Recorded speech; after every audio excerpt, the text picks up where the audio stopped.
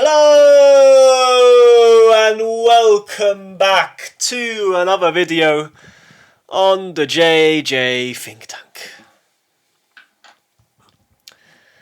I hope you're doing well today. Today I want to talk about Sufism, Islam, and why Sufism may be a source of greatness, of peace in the postmodern world, and why at the moment I believe, I have this intuition that Sufism could be the strain of Islam that will have a major impact on reforming Islam, because Islam, it has a problem. Yes, I think there is a problem with Islam.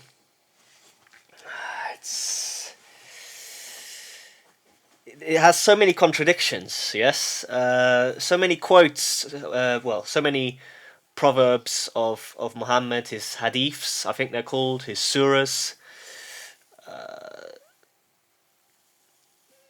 They contradict each other. At one moment he's advocating for peace, but in the next moment he's advocating for war, yes, and for violence against non-believers.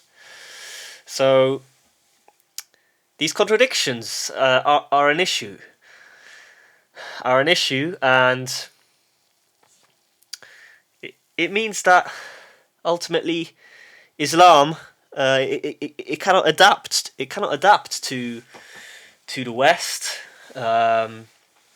even to the East, some part of the East, yes, such as Poland, even Russia. I would argue we're not sure what the future will hold. Yes, if the Muslim population in Russia starts to rise more and more, there might be some tension there, yes, unless there is a major reform of Islam. So yes, these are just my musings, my ruminations about Islam. I've only recently started gaining an interest in Islam, and it began really with a scholar known as Sheikh Imran Hosein. So Sheikh Imran Hosein is a Islamic scholar and an analyzer of geopolitical processes, and he talks a lot about international relations. So you can find him on YouTube, and he is slightly associated with this Sufism, I believe, with Sufism. He is accused by some Muslims of being a heretic, of being a Sufi heretic. But I don't know. I don't think so. He's bridging the gap. Yes, he's building bridges between the world of Christianity and the world of Islam, which is a good thing. Surely, this is what we want. We need an Islamic Christian reconciliation. Yes, and I believe it's possible. I do believe it's possible.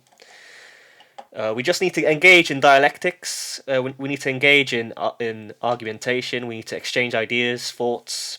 We need to debate each other. Obviously, this is already happening in the online world. I watch some of these debates sometimes between Christians and Muslims, and they are interesting. I'm open-minded. I'm open-minded, and I think I do have intellectual integrity. And this is what Sheikh Imran Hosein talks about. This is a brilliant quote of his, and it goes as so: intellectual integrity begins with acknowledging the truth, even if it contradicts your own views. That's a brilliant quote. We need to constantly update our worldview based on new evidence, based on new information. And this is the only way to reach a more coherent picture of reality and to get closer to the truth, yes? To the truth with a capital T. And yes, so he was my gateway into Islam, really, Sheikh Imran Hosein. And I started listening to him maybe 6 years ago, 7 years ago. I don't know, maybe, yeah, 2018, I think, maybe I first came across him, 2018, 19. And he's a brilliant thinker. He's very insightful. He knows what he's talking about when it comes to international relations, when it comes to geopolitics, when it comes to the elite, yes, etc., and the power structure. When it comes to the analysis of the Western power structure, Sheikh Imran Hosein is accurate, and I agree with him. What he says corroborates much of what I have read and listened to. So he's clearly in the know. He knows what's going on, and therefore the Islamic perspective is necessary. Yes, to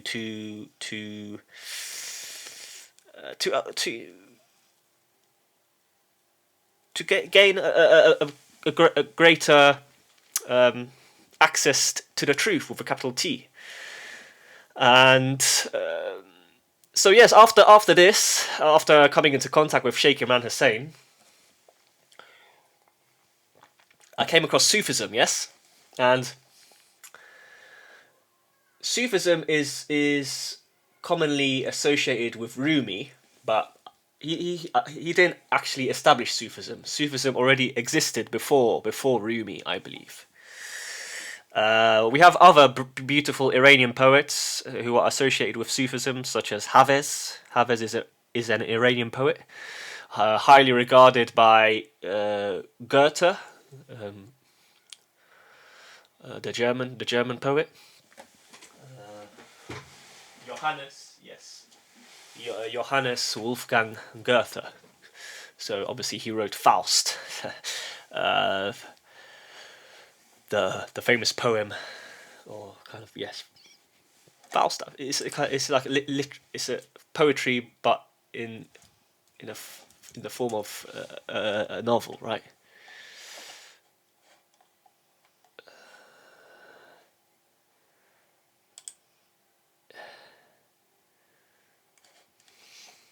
Yeah, well, yes, written in rhymed verse. So it's not just a short poem; it's a really long bit of prose written in a poetic style. So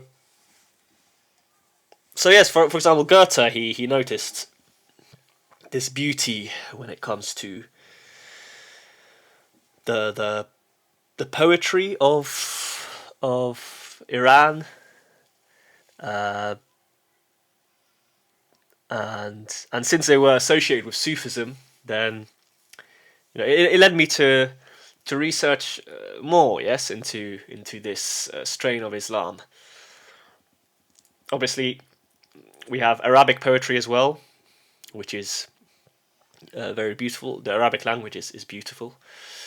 I don't speak it at all. I just know a few words. Yes, but no, I've come into contact with it obviously because I grew up in London. I lived in London for a while. I only moved out of London recently. I still come back to London sometimes, but I spend more time now here in Poland, and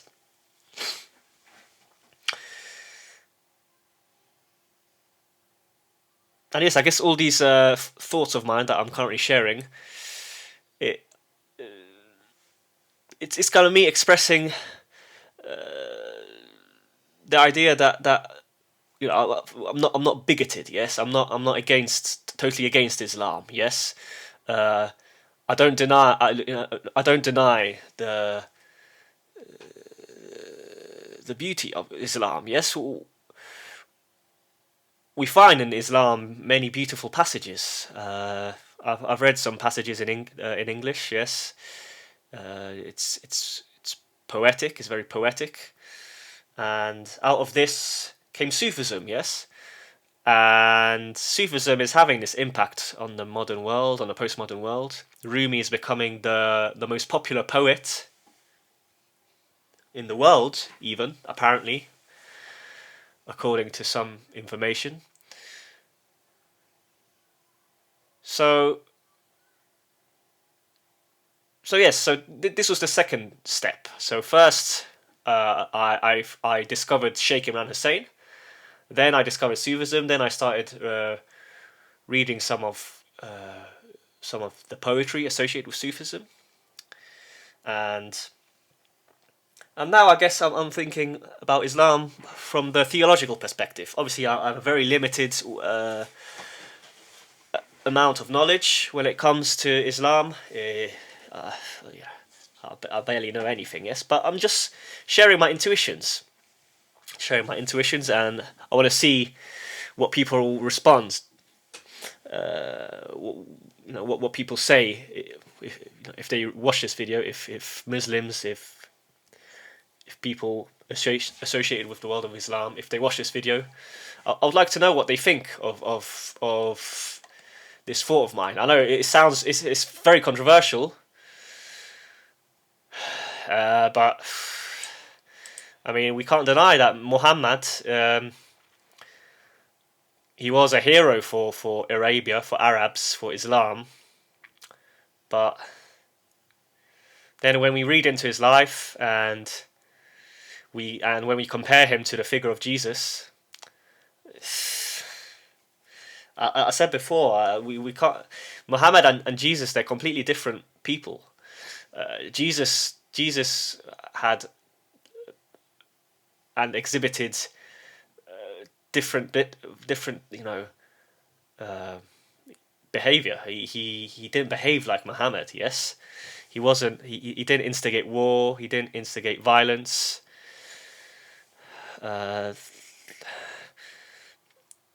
Jesus overcame the world through love. Yes, of course. I guess at one moment in time, Jesus was aggressive, perhaps when he had the whip. It's like the abyssal whip. He had the abyssal whip, and he went to the temple. He went to the money changers. He drove out all those bloody tax collectors from the temple. Yes, with his abyssal whip, with the whip that he had. So yes, you can make the argument that Jesus was maybe at times a bit aggressive, but he directed his aggression in the correct way. Yes, he directed his aggression against corruption. Whereas Muhammad was a bit too rash. He was overly aggressive, and it ended up him being a bit irrational and so full of hate. I think because there are passages in the Quran which incite violence against non-believers. But in the New Testament, Jesus doesn't advocate violence against non-believers. So it's a key difference. Yes, here we have a key difference between Christianity and Islam. So what's specific about Sufism? Because now I think it's time to talk a bit more about Sufism. So Sufism is the mystical side of Islam, and it's about purifying your heart. It's about going inwardly. It talks about finding God within, and this is only done through the heart. And as I've grown older, I've noticed that a lot of the religions, they share this view, which is not dogmatic. And this view says that we can only know God via the heart. Yes, it's through the heart that we find out more about God and His workings. Yes, and here we can talk about Kierkegaard. He had this view. He was non-dogmatic. He wasn't really associated with the Christian Church. In Sufism, we have Rumi, for example. Perhaps Hafez, but I haven't read any of Hafez yet. I haven't read any of his poetry, so I don't know. I'm sure there were Arabic poets and figures who also had this view, and And I think this is the ultimate way to counteract kind of fundamentalism and irrationality, this excessive irrationality, yes? The heart knows more sometimes than the mind, I think. And it's a way to overcome differences, yes, and settle differences in the correct way, yes, via debate, via dialectics, etc. Because ultimately it's in all well, it's in our interest, yes, to avoid a war, yes, widespread war, civil war, etc. And here I've got a thought in my mind when it comes to this. I think I'll save this for another video. I'll expand on this in another video. But those who want war, yes, who are violent, aggressive, I think we should test them by throwing them in the boxing ring, for example. Yes, if they're so eager for war, for violence, for aggression, if they're so aggressive, yes, then they should put their money where their mouth is and test themselves, yes, in the boxing ring, for example, because then we will see whether they are actually full of character and integrity, or whether they just want chaos, but they want to avoid the chaos themselves. Yes, it's just a thought that popped up into my mind, but I'll expand on this in another video. Anyway, now I want to go into my article, and perhaps I'll unpack a few more important thoughts found within my article. So I already mentioned Sheikh Imran Hosein and Sufi poetry. Now I'd like to refer to Edward Said, Orientalism. So I'm reading this at the moment. I haven't finished it yet. Got it here, Orientalism, Edward Said. I believe this is a mosque found in Uzbekistan. And Uzbekistan, I think, is this country that is more moderate. Uzbekistan is an Islamic country, but it functions well, I believe, from what I've read. It's developing. It's not allowing Islam to interfere with its development too much. And this shows, yes, that Islam can adapt. It can adapt to the West and to the East as well. Yes. And Uzbekistan is an interesting country because it was shaped by various empires. It was shaped by China, it was shaped by Russia. I believe it was shaped by Turkey perhaps as well. Perhaps it was even shaped by Arabs. I'm not sure about that, but because Uzbekistan is quite far away from Arabia, yes. But yes, Uzbekistan is an example of such a country, an Islamic country that hasn't fallen into fundamentalism, yes. And yes, having read nearly, I think I'm nearly halfway through this book. Having read around the half of this book, I'm coming to the conclusion that Islam, in certain countries, not in all countries, but in certain countries, Islam, it requires a major reformation in order to purge it, yes? And this is what I wrote. Purge it of the violent irrationality found within it and established by Muhammad.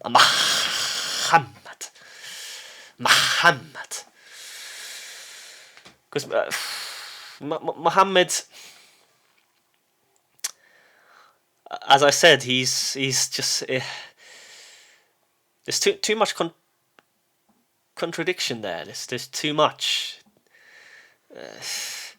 and this is my solution. Obviously, no, it's just my intuition. Yes, I would relegate Muhammad to the second position. So he would be the second most important prophet in Islam, and the most important prophet would be Mansur al-Hallaj. And I came across him after reading Orientalism. So after reading part of this book, and Edward Said talks about Mansur al-Hallaj, and actually called him quasi Christ-like. So it's quite funny actually, because Mansur al-Hallaj, he was this mystic, poet, and teacher of Sufism, who was crucified and tortured in various ways for his beliefs, much like Jesus Christ. So Mansur al-Hallaj can be the new leading figure of Islam, and Muhammad can be relegated to the second place, to the second position. I believe this could be a solution that would satisfy all sides. Yes, it will satisfy the Christians, and it will satisfy the Muslims. Possibly, yes. No, not all. Perhaps not all of them, but it's just a thought of mine, yes. Because I think we need this Christian-Islamic reconciliation, and I believe it's possible. I believe it's still possible.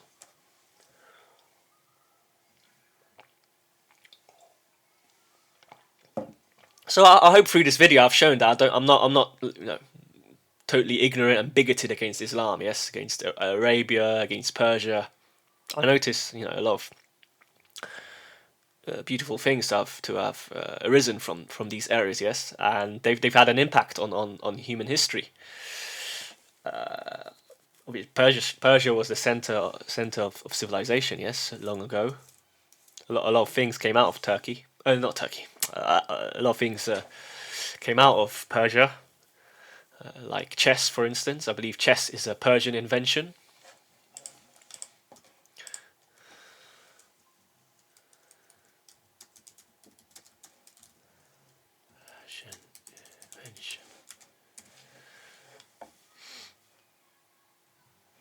Okay, chess is not considered a Persian invention, but rather an Indian one. That was by the Persians. Okay, perhaps, I don't know.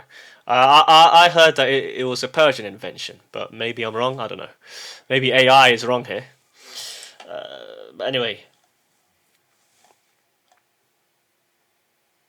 So yes, why is this important? Why am I against Muhammad? Why do I think Muhammad should be relegated to a lower position in the world of Islam?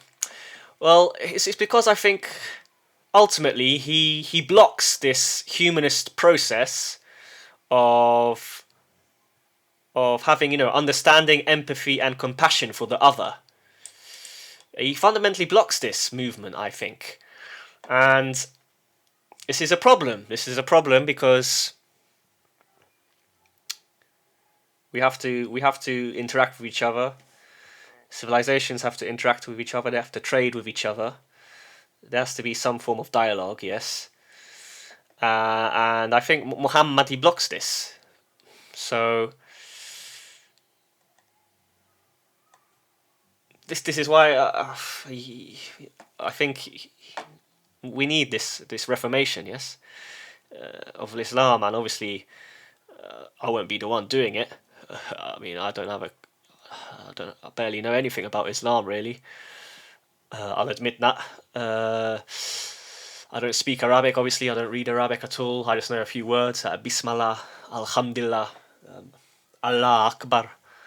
I mean, these are... When I say them, they're beautiful words. I don't know, they're addictive to say, I have to be honest. I have to be honest, they are. I like to say them, yes. But Muhammad, for me, he is a problem. Unfortunately, he is a problem. I'm just being honest. I'm sharing my views. I'm speaking from the heart, from my mind, and yes. So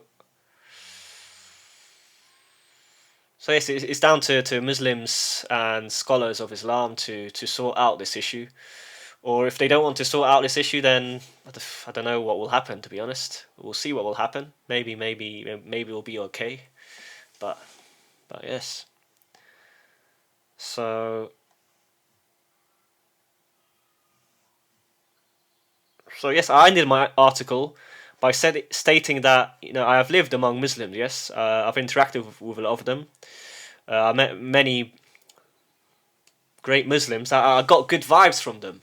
So I've met a couple of Muslims from Morocco. I've met a couple of Muslims, or a few even, from Iraq. I've met a few Muslims from Afghanistan. Then I've met Muslims from Sudan. So uh,